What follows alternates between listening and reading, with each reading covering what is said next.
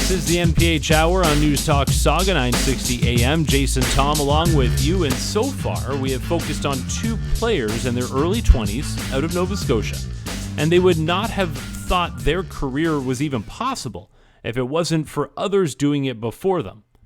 One of those players coming out of Nova Scotia and going to play Division-1. One of those players coming out of Nova Scotia and going on to play Division-1 basketball was Bryson Johnson. He then played professionally as well. Now, in comparison to Keyvan Vino, Johnson's hometown was massive, with a population of around 3,000 people. But what makes Johnson's story even more unique is that he is now coaching at the Division-1 level and recruiting players out of high school, a position he was in not too long ago. And with his vast perspective, I was happy to have him come on the show to share some knowledge to the next generation. Bryson Johnson, Pictou, Nova Scotia native, former player at Bucknell University, current assistant coach at the University of Vermont. First off, coach, congratulations on the new role.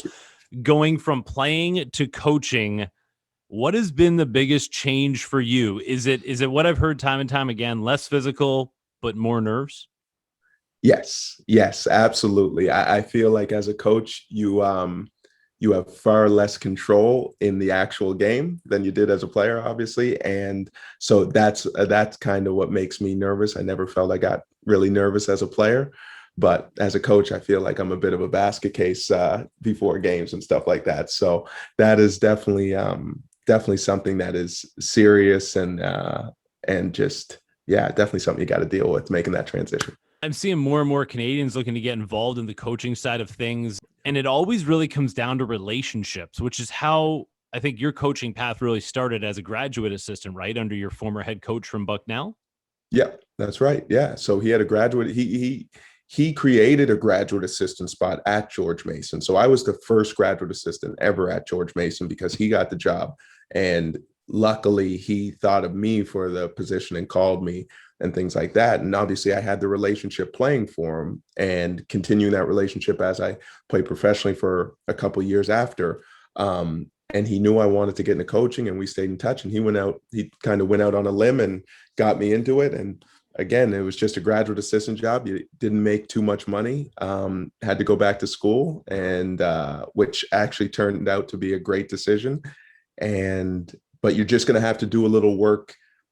The value in your work probably won't always get reciprocated early on, but hopefully if you do a good job, then eventually it'll be reciprocated even more so. So I had Braden Anderson on this show, and he was really giving me a unique perspective of how student athletes, especially Canadians, have to look at their Division-1 opportunity about the education side. You mentioned being graduate assistant at George Mason, and obviously Patriot League, high-level academics at Bucknell. How important obviously was it for you? And then do you think players overlook what type of education they are getting? They're just thinking D1's D1, it's a US school, it's a free education, boom, they're all about the same.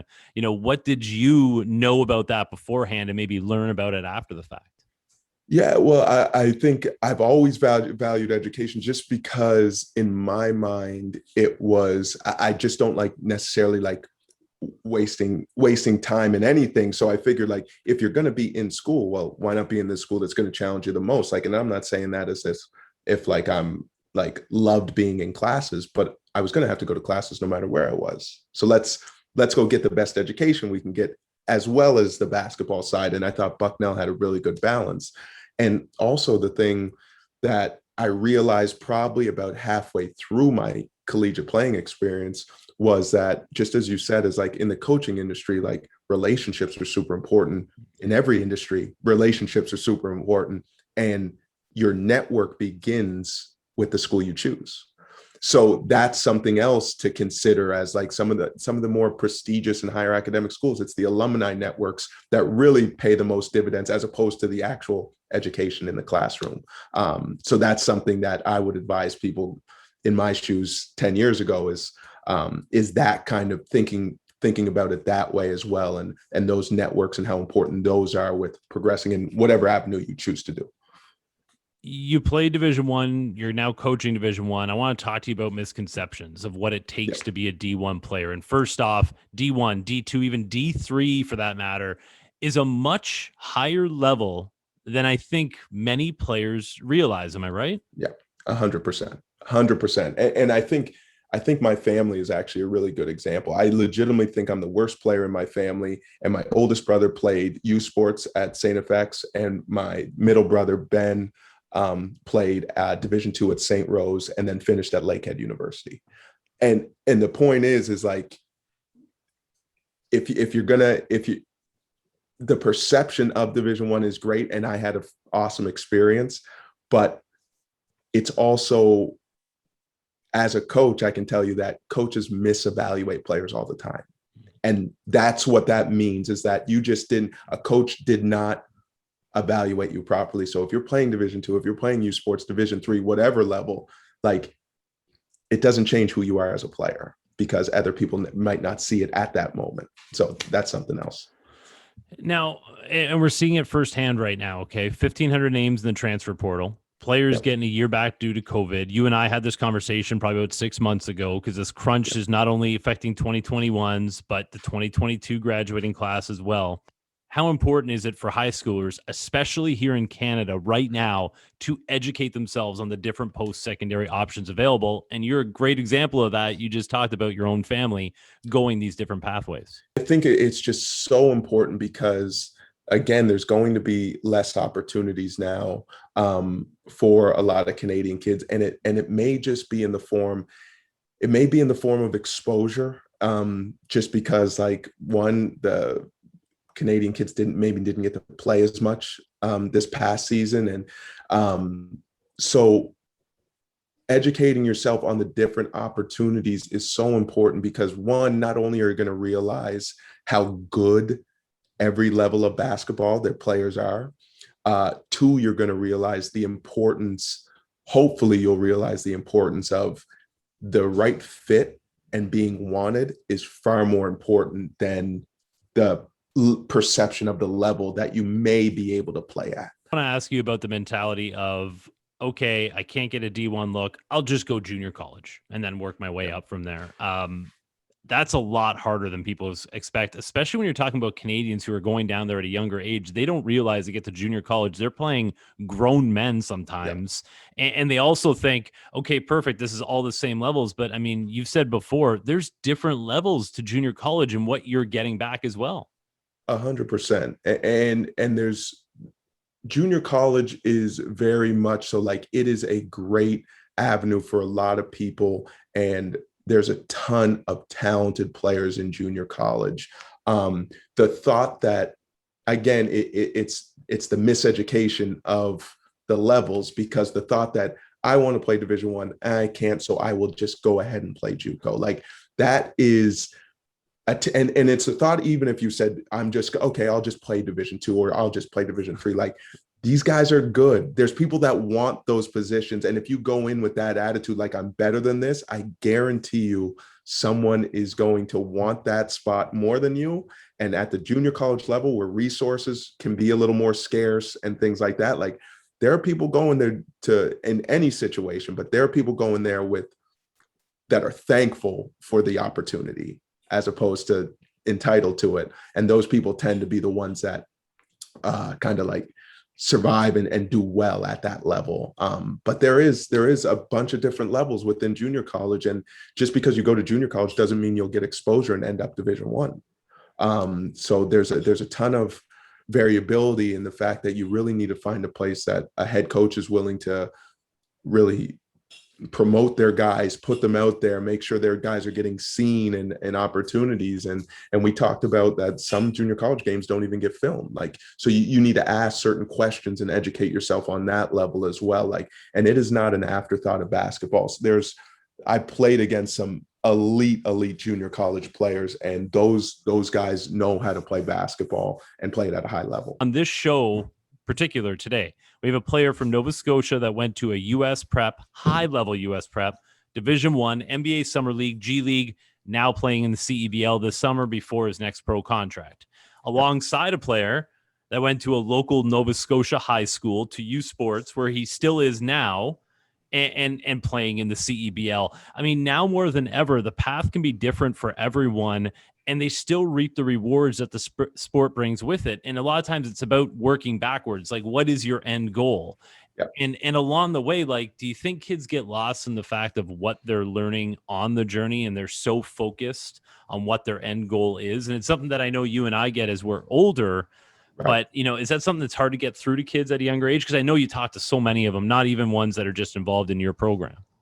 Right. Yeah. I think the end goal is always interesting for me when I talk with like recruits and things like that. Like, something for me is, I like to like tell young kids, I'm like, you need to think about your end goal, but obviously you need to have different different checkpoints to get to that goal. And that's all fine. But you also need to be able to adjust at those checkpoints, because it's not a linear progression. Like that, it's naive to think it's going to be a linear progression. So you need to be able to adjust. But also, if you achieve your end goal, I have a difficult time believing you aimed high enough.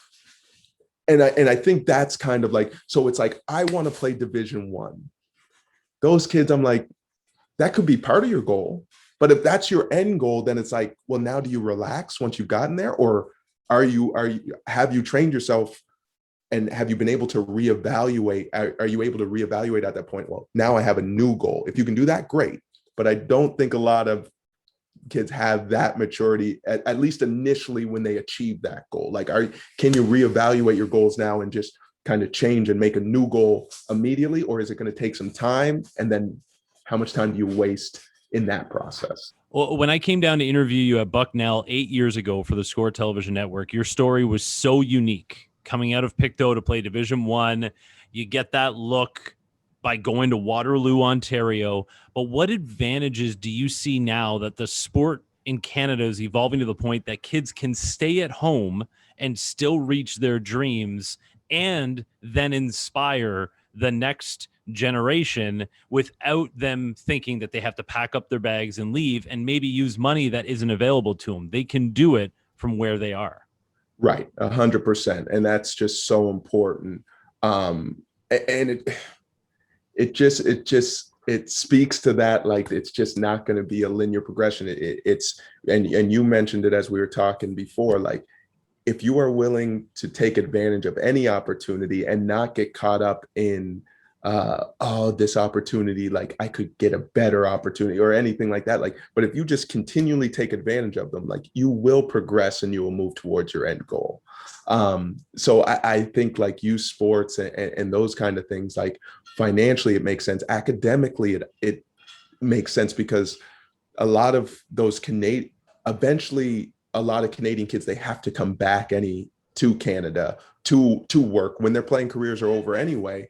And like I mentioned before, like that network then of alumni can be there in place to help you get a job and things like that. Like, that will be more difficult if you do come to a school in where I went in central Pennsylvania. It's like, well, how many connections do they have in, Ontario? Yeah. Not many.